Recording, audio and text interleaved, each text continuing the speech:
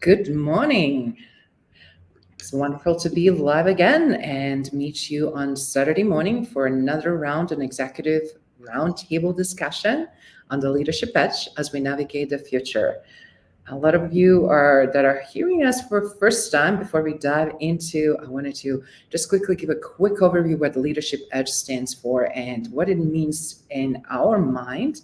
And I want to make sure that everybody understands its acronym that E stands for empathy, D stands for diversity, G stands for growth, E stands for excellence. So when we talk about empathy, ability to really connect with employees, customers, stakeholders, everybody we touch, and also not only in business, but in our personal life and community. Obviously, everything's centered around human leadership, diversity with heavy aspects of resilience, strengths, collaboration, innovation, and team dynamics, right? And growth, it's very clear that all of us are lifelong learners, and we should definitely continue nurturing them. And excellence, which Larae knows very well what that looks like in a very highly competitive environment, is striving for higher standards than possible. So what we have here this morning, we're going to be talking about art of communication. And why we're bringing this back, it's obviously from that strategic perspective to create an impact. Today in studio, it's our two co-hosts, myself and Larae. Larae, if you didn't have a chance to know who she is, Larae, please give our audience a quick reminder of you and your background. Absolutely. Izabela, it's so nice to be here with you this morning and with everybody who's listening. It's always a thrill to talk about topics that are important to me. And we've talked about emotional intelligence. We've talked about well-being. Today, we're going to be talking about communication and the importance of communication, which came in really handy for me because I was an FBI counterintelligence and FBI agent, or espionage and counterintelligence agent for about 25 years. So communication was essential, essential to getting my job done. And I had to communicate effectively and clearly. Dario, it's good to have you from Colorado. Wonderful. And thank you for sharing that. And Dario, yes, great to have you here with us and everybody else that will be joining us. We welcome your comments, questions, and we're happy to share more. And obviously for you that are wondering, who am I? Obviously, I'm being part of the Legacy Leadership Institute for a while, and everything related to leadership and top tier leadership in my mind, it's a legacy. It's not about what we're going to just be remembered for and known for, but what we're doing right now to create a tremendous impact and change. And right now, we join forces. We're going to deep dive into the art of communications and specifically strategies that can make a positive impact. So, Larae, when you think about that, what comes up first to your mind, and how do you see communication defined from your past experiences? Well, absolutely. And I have to say, some of my biggest laughs come from watching Hollywood movies and TV shows that depict the FBI as indestructible bullies, walking that fine line between good and evil. They're either taking the law into their own hands in their pursuit of justice or abusing power to crush the little people that get in their way. And these movie heroes, they gain the upper hand by bullying, intimidation, or extortion. And it's all very entertaining.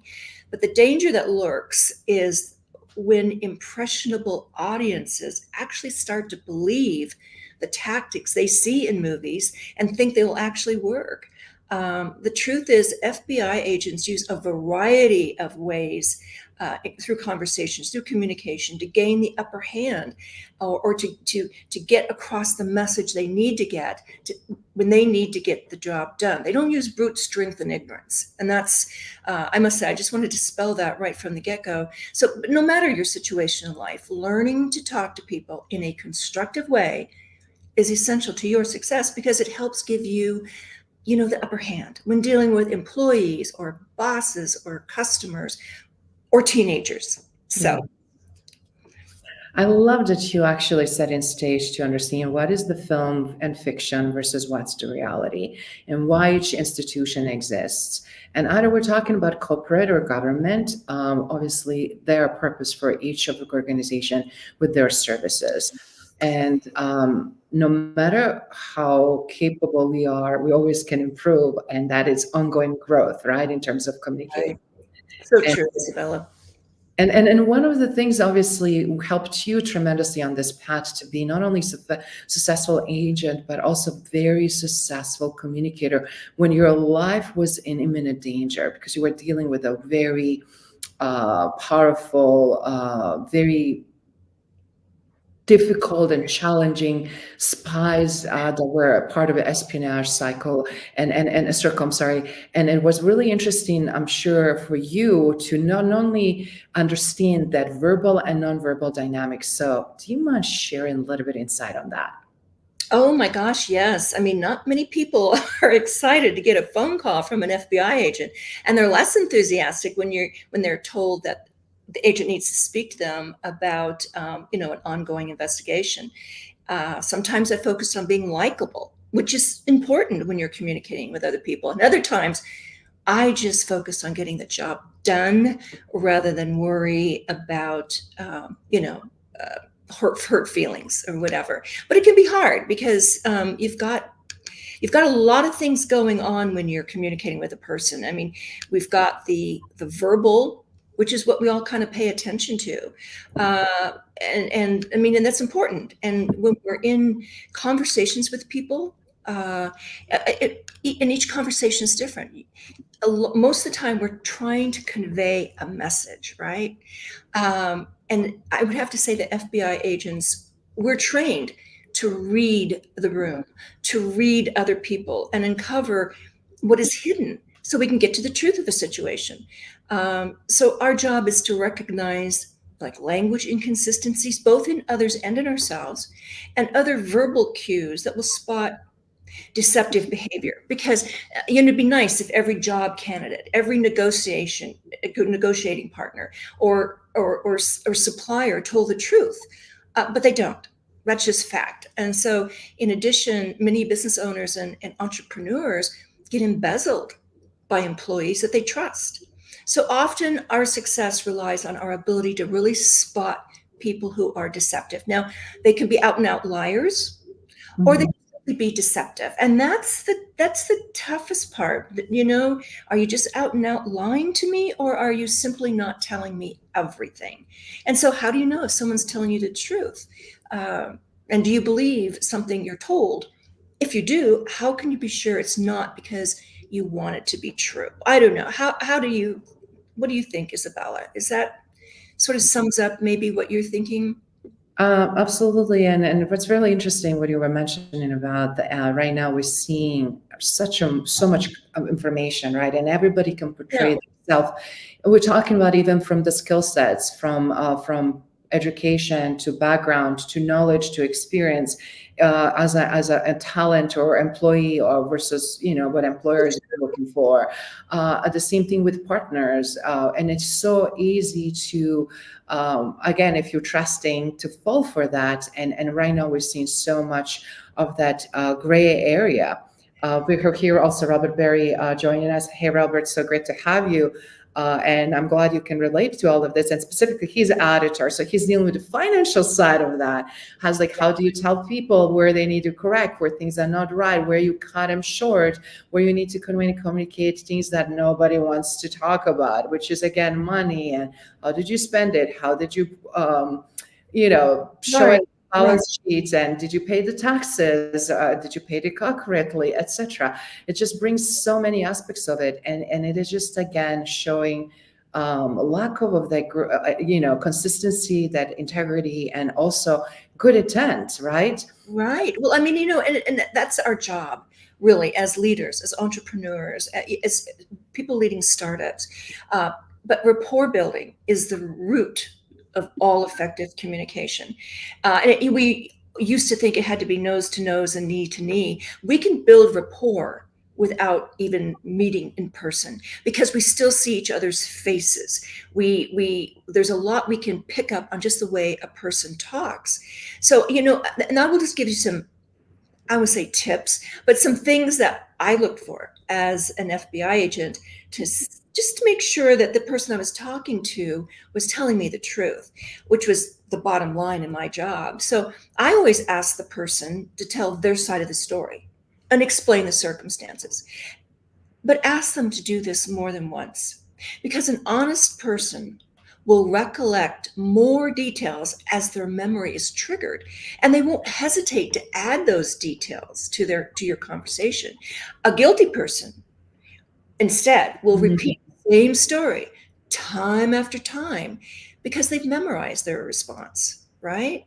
And another favorite technique of mine is, since truthful people tend to add details as they remember them, the more they repeat their story, it's not a problem for them to tell their story backwards. Now, deceptive people, on the other hand, memorize their stories and keep them the same. So to ask them to tell the story backwards is a clever way to confuse them to be truthful. And I always say, I just remembered, when you're talking to a person, I use this so much. When a person is showing deceptive behavior, look how they use the word no. So, for example, did you steal this, or did you pay the bill, or whatever the question is? You don't have to be that confrontive, but whatever the question is, when they say no and then they look in a different direction, up or down, they just won't really meet your eye, or they say no and then they close their eyes. They say no after a hesitation. So you ask them a question, there's a hesitation, and then they say no. Or saying no, I would never do that, just exaggerating that answer. Or, oh no, sing it in a sing-song manner. It's not comfortable, and it's not how normal people talk. Absolutely.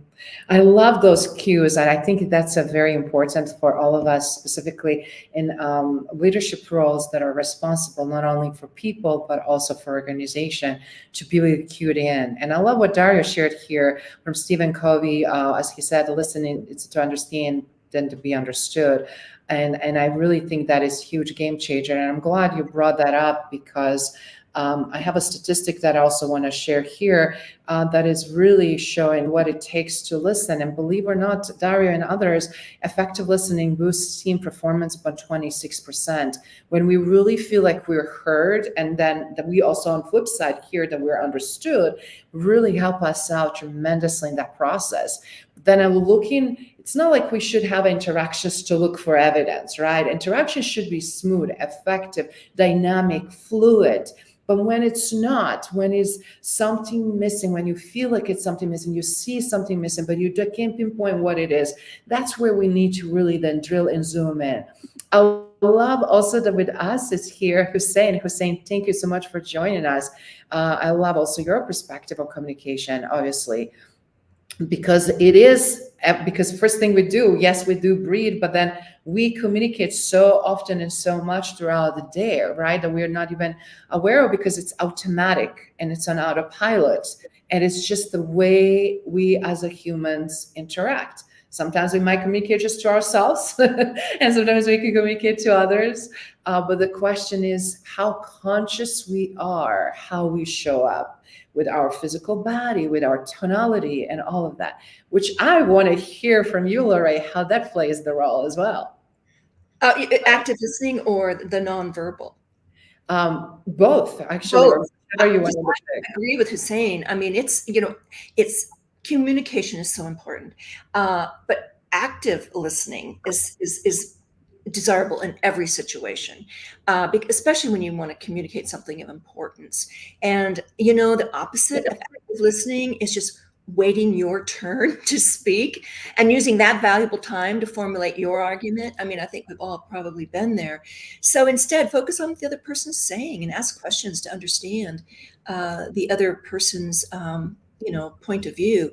I've had quite a bit of to be truthful, quite a bit of training, I guess would be the best word to use, at the FBI Academy about interpreting body language. And that's a tricky business because, a shrug could mean, I don't know what's going on, or it could mean, I don't care. It's a kind of the same thing. And when someone crosses their arms, it could mean they're shutting you out, or could mean that they're cold and wish you would just turn up the heat. I mean, there's a lot of explanations for some of this stuff. But as an FBI agent, I have to tell you, it didn't take me long to realize that people can peddle BS by the bucket with an open and honest face if it serves their purposes. Now, I got to tell you, teenagers, ex-spouses, and terrorists are all examples of how nonverbal communication can tell us more than the words they use when answering a question, or you're trying to get to the bottom of a problem. Often it's the things that people don't say that really convey what's really going on. And researchers estimate that body language accounts for a whopping 65% of all communication. And the reason is that our facial expressions and our gestures far outweigh verbal communication in sheer quantity. So it's fairly easy to tell a lie. It's much more difficult to show a lie. Another reason that nonverbal is so important. And the problem is that there's no one single sign of deceit. I mean, if it were, my job would have been so easy, but there's no one gesture, there's no one facial expression or muscle twitch that would, accurately let you know that that person was being deceptive. So when I interview people, I look for behaviors that would tell me they're uncomfortable with one of my questions. For example, I asked a businessman named George if he knew Igor, an individual whom the FBI had identified as a Russian intelligence officer. And George responded, yes, but then he immediately touched his mouth like this. I knew he wasn't lying because the FBI surveillance had already recorded their meeting, which is why I asked the question. I always tried to ask a question that I knew the answer to before I asked it. That way I could measure their response. I could look at them and analyze that. But when he covered his mouth, I also knew he was bothered by the question. So that prompted me to go further into his relationship with Igor. Like one word by itself can mean a lot of things or can mean nothing. I mean, it's only when we put them together, right? So nonverbal gestures come in clusters. So it's important to observe a person's initial cluster of gestures to establish a norm, because it's really a serious error to interpret a solitary gesture. A scratch on the hand can mean confusion, or it could indicate a serious case of dandruff. I mean, you just never know. So creating a baseline is really important to get to know that person, just general conversation. And then look for aberrations in that baseline when you get into a conversation that's more intense, more probative. And then I also look, once you establish that, then look for those aberrant behaviors, those changes in behavior, because that can show that they're stressed or relaxed, or comfortable. Either way, it doesn't always have to be deceptive. But the key is to notice when a person's gestures start to deviate from the baseline. And there's a couple of different parts of the body, of the face particularly, that's really sort of telltales. And so, first of all, it's the eyebrows and the forehead. And I have bangs and glasses. You can't even see my eyebrows or foreheads. But not all of the muscles that produce facial expressions are equally easy to control. I don't know about your mother, but mine, if I make a face, you go, what? Wipe that smile from your face. And I could condition that, but some muscles are more reliable than others. And the forehead is a chief focus for reliable muscle movements. Eyebrows raised or lowered, and they're the most frequent facial expressions. And Yes. and they're instant without really even thinking about it. Just, we talked in our first session on emotional intelligence. We do this, we raise our eyebrows when we see somebody we like. When we don't know them or don't like them, we don't raise the eyebrow. So it also can show like worry, apprehension. So the eyebrows are huge. And the other thing is feet. As unglamorous as feet sound, they're very honest parts of the body. So, for example, I introduced myself in true name as an FBI agent to a Russian spy at a reception. He was uncomfortable. I could see from his face, he's tense, and his eyebrows were like a little furrowed. But he was talking to me. He didn't really have anywhere to go. Right? It was at a reception. He needed to be polite, but as he was talking to me, his feet were pointed right at the elevator, and eventually his body slanted towards the elevator the entire time. I mean, he wanted to make his escape. So, however, as conversations move into more probing and sensitive areas, notice when you're talking with people when you are nose to nose and knee to knee, what are they doing with their feet? Are they crossing their legs? Are they sitting flat on the floor? This doesn't mean they're lying, but it does indicate they're stressed at some point. And I always give this tip. I said, when you're interviewing somebody or talking to somebody where the other person is behind the desk, move out from behind the desk, because you'll miss the leg cues when you hit a point of discomfort when they give a dishonest or deceptive answer. Wow, I love that. There's such a lot of great golden nuggets here, specifically when we're dealing with very delicate situation. And all of us have been put in those positions in our working environments, specifically in most current times. Because speaking a lot of virtually, not always necessarily in person. So, right, we need to pick up whatever we can, what is available. But in ideal scenario, specifically when we meet people, it's not just of us, they say how somebody shake your hand or how somebody interact with you, but also team dynamics, how they're interacting with others or chose not to interact the same way with you. And you can really see very quickly. I had this recently, actually, this a few days ago situation where I could see the power play very clearly, where I, as a woman, I was ignored, and but I wasn't intimidated by it. I was not phased. I was not reacting, but I could just definitely see what's going on. And when you create a triangulation, or where you just focus in a person of your interest and desire, and you have your agenda, you tend to ignore everybody else or people that you find less of interest. And which always I found to be fascinating, because you're sending so many messages as a result of it, and not necessarily positive, of course, but then also you don't have no idea how relationship with other people that attention is directed to is also with myself or other people too. And then what their take is like, do we like this person? Do we want to work with this person? Do we find it trustworthy? Do we see this person being team player? Do we see this person just having an agenda for their own specific benefits? And then overall, is this going to be healthy dynamic or not?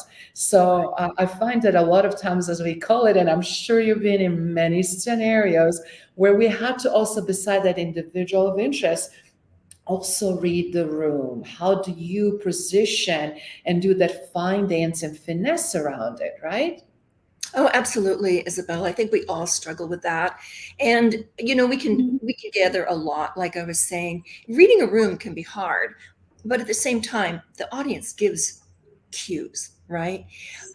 Just by the way they sit there, are they engaging you with eye contact?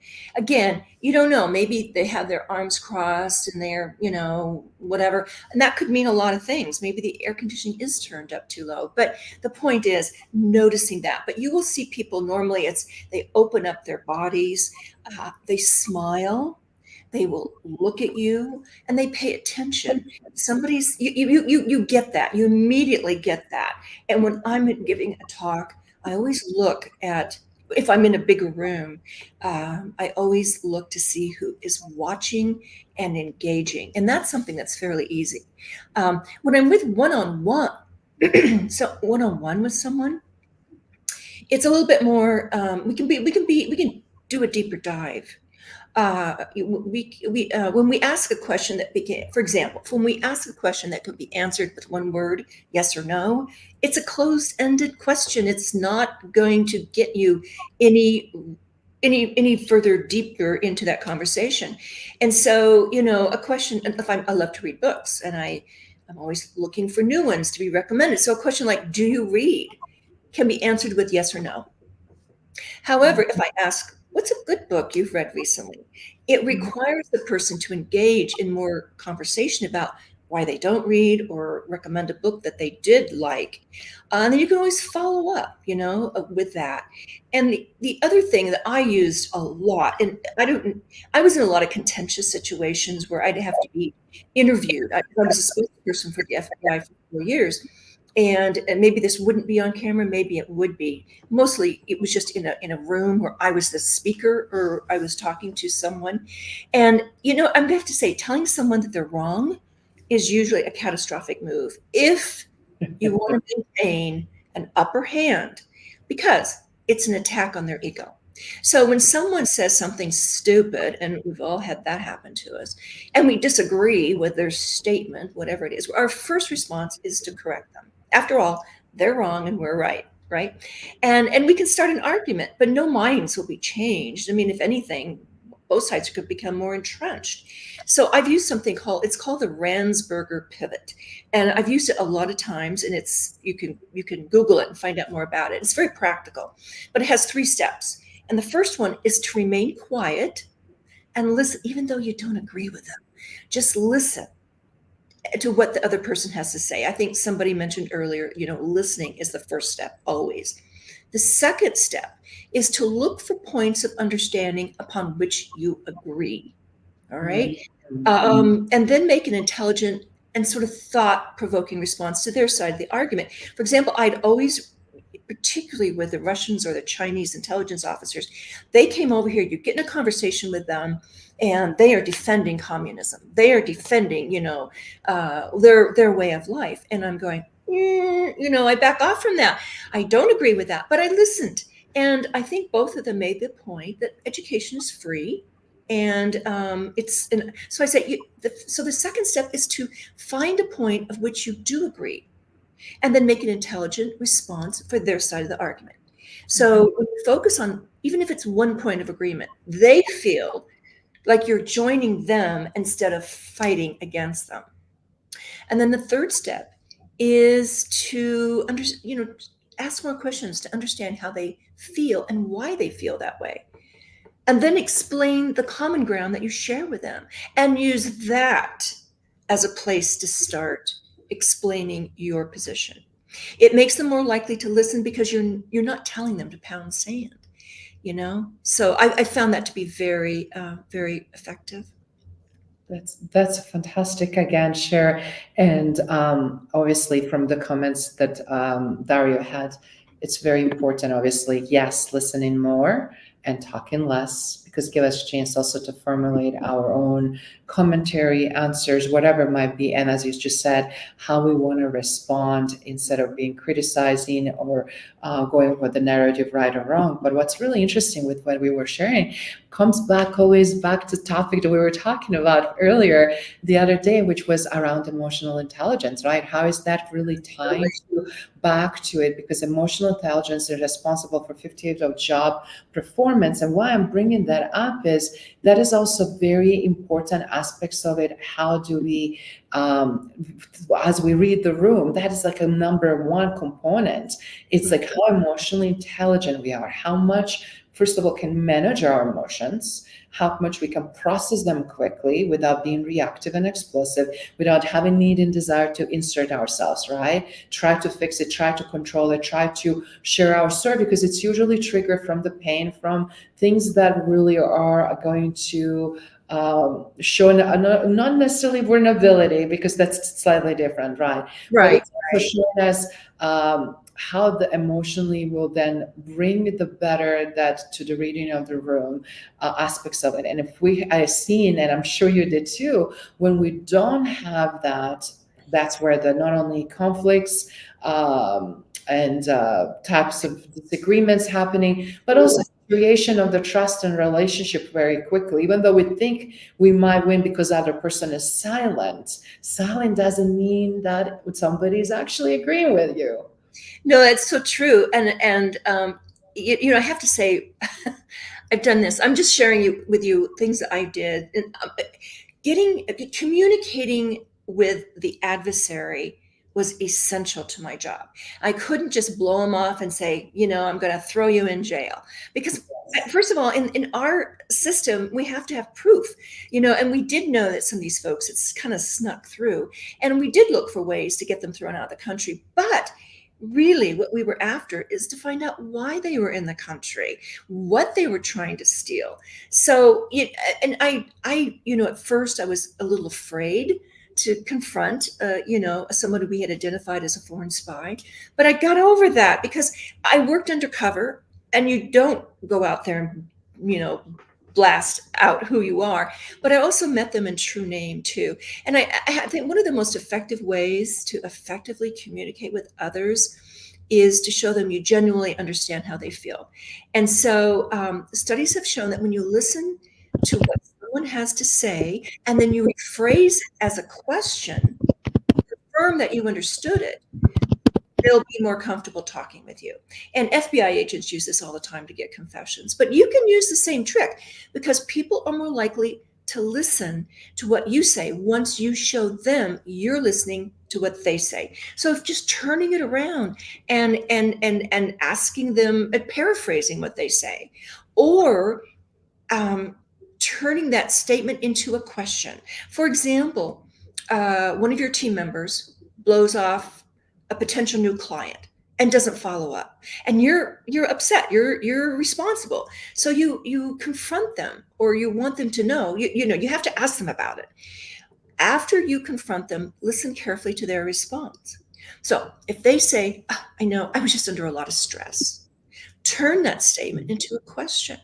Respond with, a lot of stress? And then wait for them to say something, because this invites them to discuss what prompted their behavior in more depth. And it gets away, it's a way to encourage more discussion.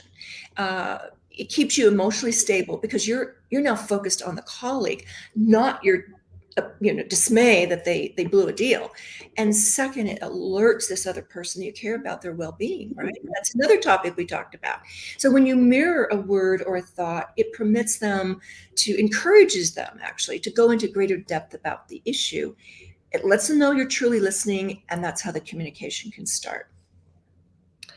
I love that, and I have a great example that I want to also share. But I just want to say it's just so interesting to see how is that again with the government and FBI and all the other federal agencies, similar how also comes across in the business, and it's so interchangeable. And talking to people, right, Izabela? Absolutely, and I remember Howard Schultz when he founded Starbucks, and obviously was dealing with. When he returned back as a CEO in 2008, when he started doing open forums with his teams to allow his employees across the company to be able to engage and be able then what he created environment where he could really listen everybody's comments, insights, concerns, questions, how intimately he was involved, but also had a pulse on organization. Just because he shifted the gears, he didn't show up with the ego and I'm the CEO and I know it all. He wanted to hear from everybody, from the barista to anybody, any role that they had across the company. And he was able not only to improve the quality of performance, quality of service, but also able to engage and re-engage with their talent. And now things obviously shifted since then, and it's so interesting to see how things change, but that has been their success and exponential growth. And the model that we studied and how that was implemented in other businesses was leveraged, because all of that as effective leadership, when he increased opportunity to not only their retention, which is, when you think about it, customer service and roles, increasing the retention for 50% was astronomical, and was able to truly deliver not only phenomenal listening skills, but also, as you pointed out, desire truly to make a difference and also to be there for the right reasons. But I'm curious also from the verbal cues that we were talking earlier, I know that everybody talking about so much also about the speech patterns. And I know you mentioned that earlier as well. And it really makes me smile because Steve Jobs was known for his speech patterns and then compelling use of verbal cues, which is so beautifully stated. And a lot of actually studies being done also and many new CEOs and leaders across the company in innovative hubs, not only just in San Francisco and Bay Area, but other parts of the country were leveraging that. And they're like, how can we replicate this? Of course, different personality, different people, different teams have a different approaches. But what's really intriguing to see how some of the things we all could depict, right, from phenomenal leaders, no matter who they are, with their simple language repetition, and then also this powerful short phrases and statements that not only created emotional connection, but were easy to understand and easy to really own it in a way. That's such a good point, Izabela. And time after time, we're reminded the more complex a situation or issue is, the simpler your language must be. And I tell you, I'm one of those who just thinks Steve Jobs was a jerk. I mean, I know if I read one more article about Steve Jobs' last speech to Stanford or whatever, I'll probably just throw up, because the man was a jerk. Now, he got away with it because he was also brilliant. So, but if you read about his life and the way he treated his employees, I am no Steve Jobs fan, but I'll give him his due. He was brilliant and he was a man for his time. But most of us can't get away with that kind of behavior. We can't talk down to people, and we can if we don't care, and if we are so brilliant, like Elon Musk. The way he talks down to people, they're brilliant, so they get away with it, which I don't think is fair. I don't care if you're brilliant. You're still a human being, and the person in front of you is still a human being and needed to be treated with respect. Now, believe me, I was surrounded by people who I just got the creeps. Even I had to do an interview. I was, again, a spokesperson. They called me in for a live interview, which are terrifying, by the way, because there's no redo on those. And the guy, it was about child abductions and child trafficking, because that's as an area of crimes against children, which is really a big deal for the FBI and a high priority. So they put me in there to talk about the program, and then guess who they brought in? They brought in a child molester to sit next to me. And, and I'm going, but this was not the time. It was not appropriate for me to react in a way that just showed my disgust. So as he made a point, I had to try to find common ground and help build up the argument, because now he was reformed, and now he could be. I'm not going to say he wasn't, but it was just one of those things where I needed to treat the other person with dignity. Even though I was absolutely disgusted by him as a person. I'm glad you brought up this, and Daniel, thank you so much for joining us. I'm glad you like this topic and conversation, because we keep it real and we keep it relevant and timely, which brings the concept of, as you said, who do we idolize, who we see as role models, and what they're role models for.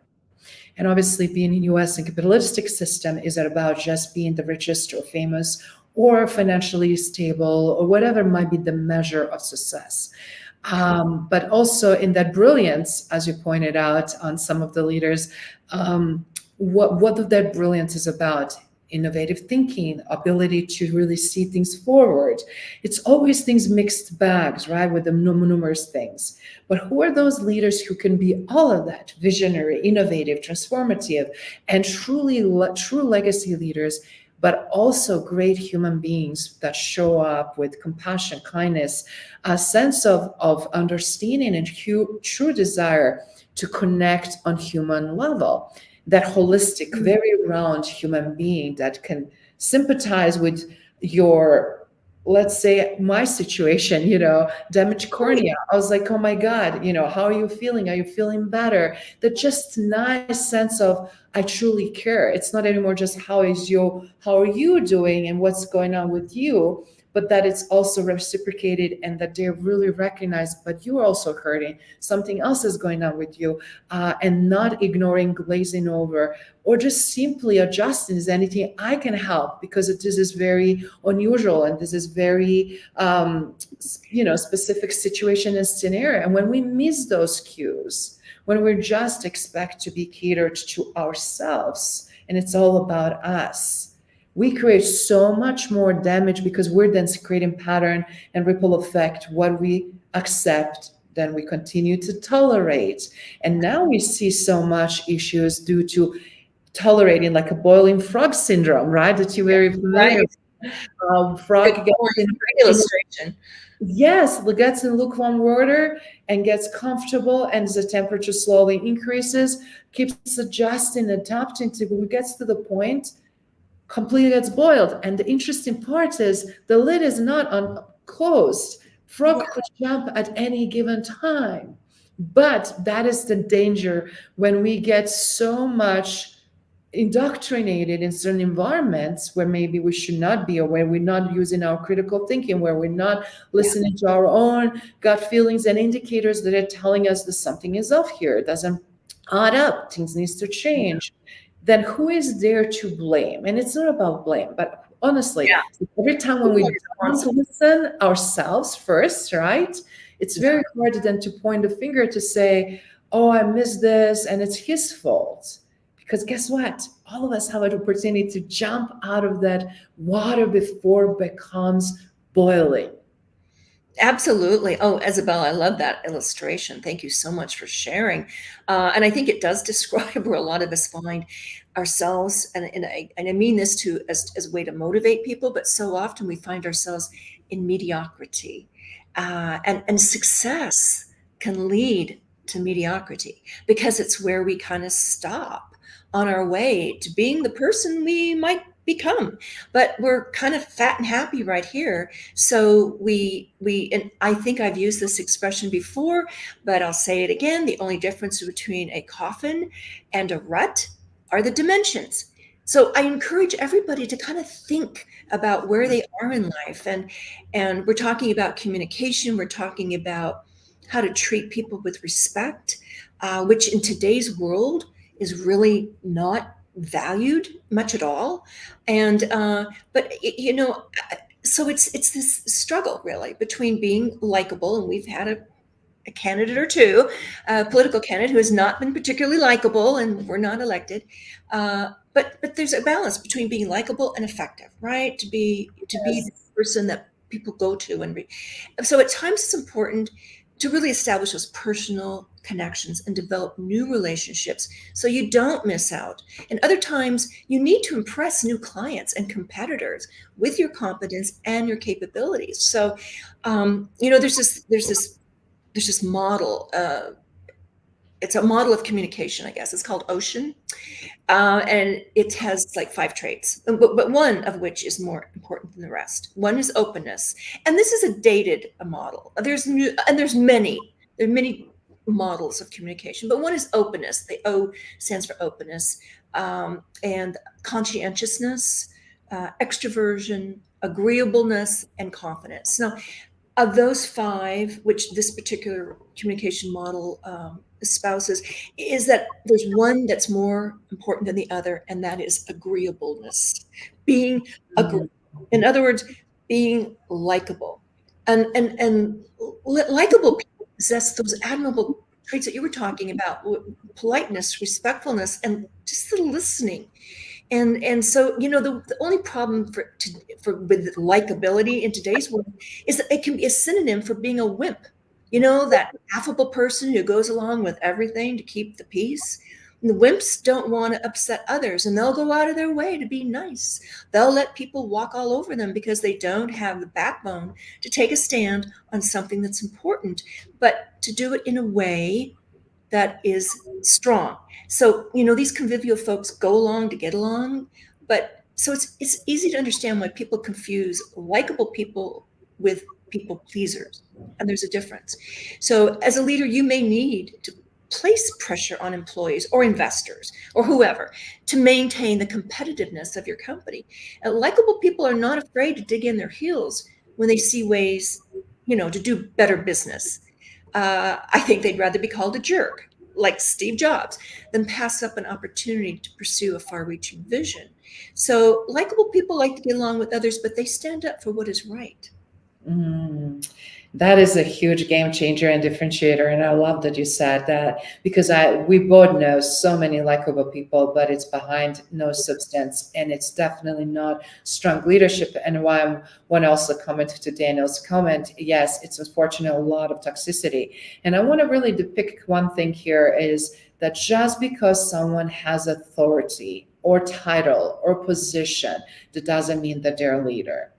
Leadership is demonstrated on a daily basis. That's not defined by any of that, but it's just more amplified. So if you're leading department or organization that has such a high implication, let's just say for our own safety, security, or just simply a greater impact based on employees that are working for them on a global reach or industry they're in, that's why we're having these issues and gaps in those skills. Why we're talking about this particular topic.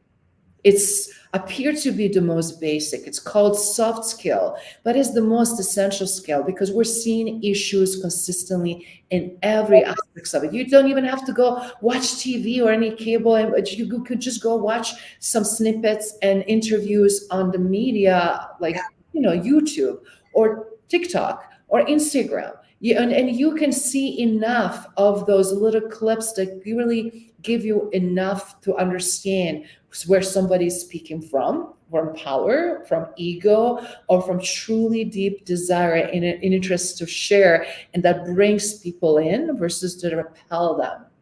At the same time, we're also seeing the biggest gap right now in the leadership currently to lead with the complexities we're having. And why we're doing this Edge Roundtable, Larae and I, is because how can we be prepared and ready to move and lead into future, let alone create and shape the future that we all desire and want to be part of? Those are the alarming, not only statistics, but the alarming facts. And that's why we are doing what we're doing. And Larae, please share your perspective on that as well, because instead of saying, yes, this is lacking, what can we now do on flip side to close the gap, bridge the gap? No, I totally agree with you. Thank you for bringing that up. You bring up so many good points, and it is up to us as leaders, even if as a leader of our own life. We may not have to have a company with 100 employees. Maybe it's just a company with 2 employees, or maybe it's just yourself. Because this just translates to business and life, and it's being able to talk to people, to communicate with them, people who can put themselves in the shoes of others, to understand their perspectives and experiences, because this builds trust. And again, you know what that is? We talked about it in emotional intelligence. We started this off. It's empathy, right? So I always find, adapt your communication style to different individuals and situations. I mean, I changed my personality depending on the person I was talking to. I was more soft-spoken if that person seemed a bit timid or easily influenced. I would change my voice again if the person was, kind of like, stalwart and I don't know what you're talking about. They were just being kind of a bully in response to my questions. But being flexible and adjust your message based on audience reactions and engagement levels. So you know when to tone it back or maybe to hit harder. Because I've been in a situation in a group speaking where I could tell what I said resonated. And so I wanted to go back and hit that a little harder.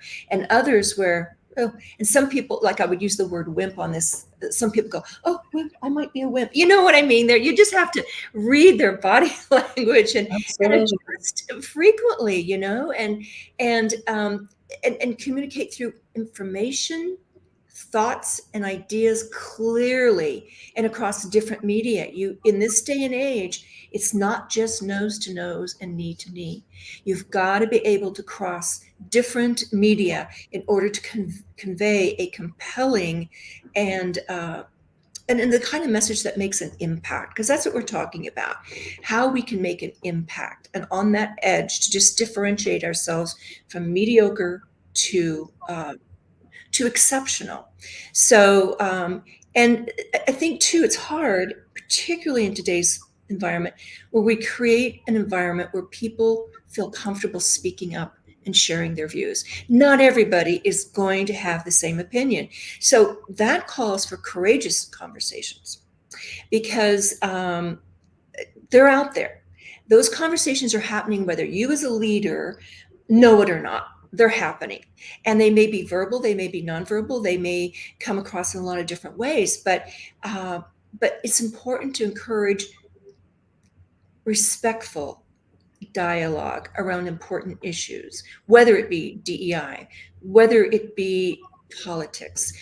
Set boundaries, and in a clear way, so that your people know what's okay and what is not okay, and but give them the permission to come to you to push it back against those boundaries that you've set, because maybe they feel important. And that's when you need to weigh the for one person versus the group as a whole. And that's where it takes a little bit of a dance sometimes. But the key is that you keep those conversations open, because if you shut them down, they're still happening.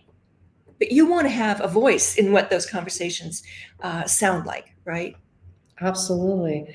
And it's a great way also to look at things proactively, right? That all of us have power and knowledge and so much to offer. And I love how Dario recapped your quote here, which is fantastic. Thank you, Dario, for doing that.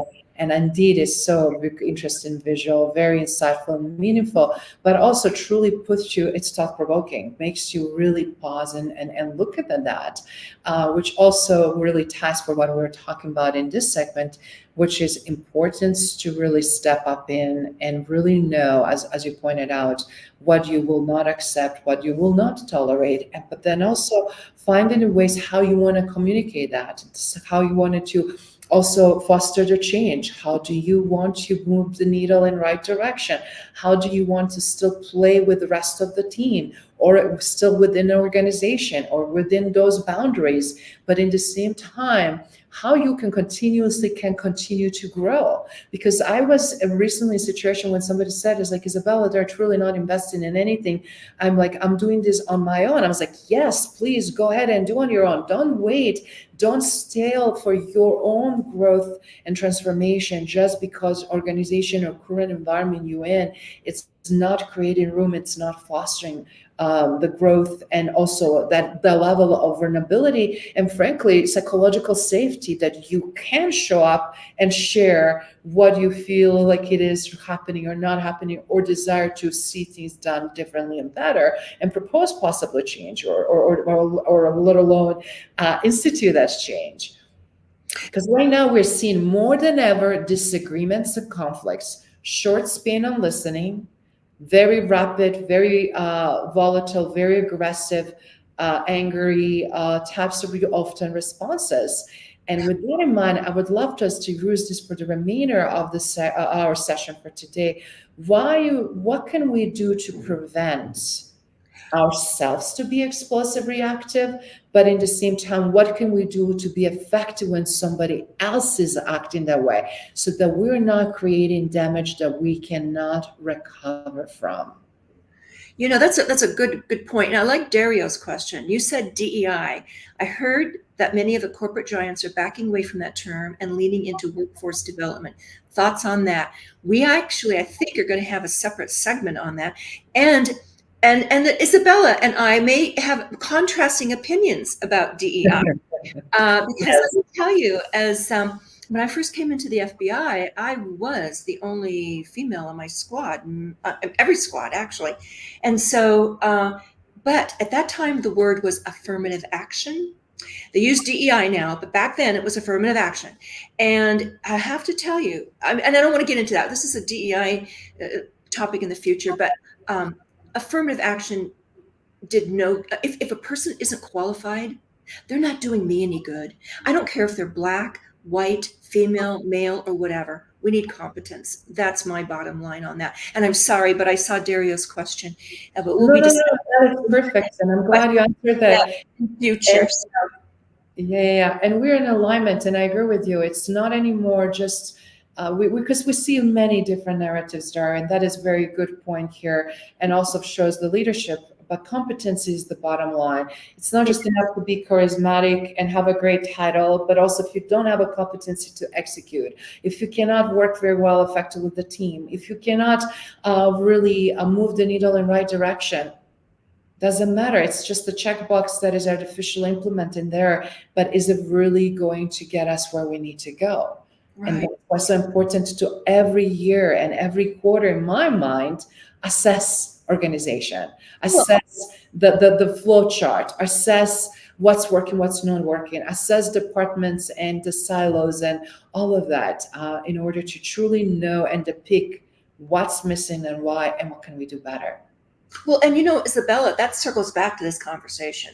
Being able to communicate what our expectations are from our people, from ourselves. It's essential, because if you can't do that, the rest doesn't happen, And so it circles right back to why we're spending this hour on communication. And I'm just wondering if anybody in the audience has any tips on how they've been able to get through a difficult conversation or make an impact in their environment. And I know it's something that, Izabela and I have had time to think about, and I don't want to put anybody on the spot, but, I'll tell you something very interesting, which has stuck with me my entire career and explains why FBI agents always wear suits and why they work out 3 times a week. And that is, when research has shown that when we see somebody, our brain decides whether a person is likable or trustworthy within 1/10 of a second. Believe it or not, a single word doesn't need to be exchanged with the other person. So it's important for us, particularly around difficult conversations, or any conversation really, to walk into those meetings or encounters or whatever with confidence, because it will show on your face. And this confidence, not haughtiness, but confidence, translates into likability. This is somebody I can trust. So, but that same study, it's really important, because that same study shows that longer exposure doesn't significantly alter in first impressions, which means that initial split-second assessment sticks around. So that's important when you're trying to gain cooperation from your folks. I love that. And for everything that we learn, obviously, and kind of also shared not only through the stories and examples, some data that I put in the comments, and also all of your participation and your comments. First of all, I want to thank you for taking time and joining us, Daniel, Dario, Byron, and everybody else.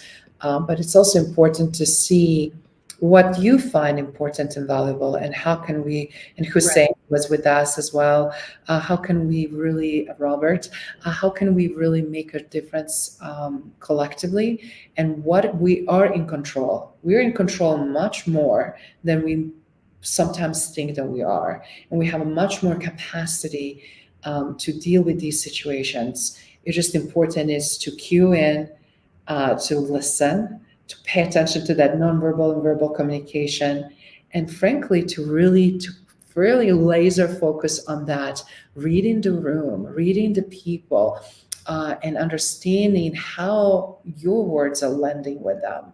What did they see as they're approving and connecting, and what they don't, and then how you can lead more effectively, which we will be covering as well in the future. No, that was well said, Izabela. I loved how you wrapped that up. It was very good. Excellent. Thank you, everyone. We will look forward to seeing you again next Saturday, same time, same place. And we cannot wait to disclose our hot topic that I'm sure all of you will find tremendous value and opportunity also to participate and share your wisdom and your questions with us. Thank you, everyone.